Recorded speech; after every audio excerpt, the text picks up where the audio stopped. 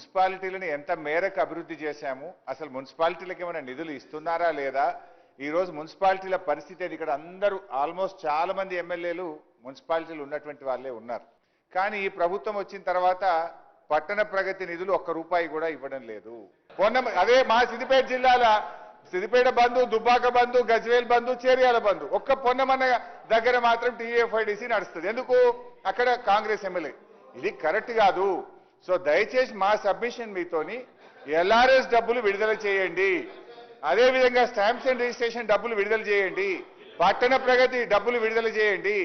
ఎన్ని మున్సిపాలిటీలు ఏర్పాటు చేశామన్నది ముఖ్యం కాదు, ఆ మున్సిపాలిటీల్లో అభివృద్ధి జరుగుతుందా, మున్సిపాలిటీల్లో సిబ్బంది ఉన్నారా అనే విషయాన్ని కూడా మీరు గమనంలోకి తీసుకోవాలని, స్పష్టంగా ఎల్ఆర్ఎస్ డబ్బులు ఎప్పుడు ఇస్తారు, మరి అదేవిధంగా టీయూఎఫ్ఐడిసి, ఎస్డిఎఫ్ పనులు గత ప్రభుత్వం మంజూరు చేసిన కొనసాగించాలని మీ ద్వారా వారిని కోరుతున్నాను అధ్యక్ష.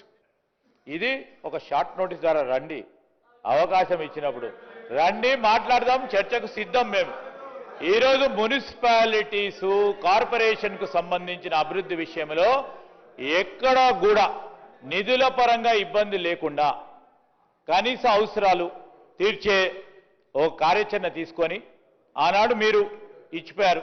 ఆర్థిక వ్యవస్థ ఏ విధంగా ఉండెనో దాన్ని సరిచేసే కార్యక్రమంలో కార్యాచరణలో ఉండుకుంటూ కూడా ఎక్కడ కూడా ఇబ్బంది లేకుండా ఈరోజు కావాల్సిన మౌలిక సదుపాయాలు కల్పిస్తా ఉన్నాం అధ్యక్ష.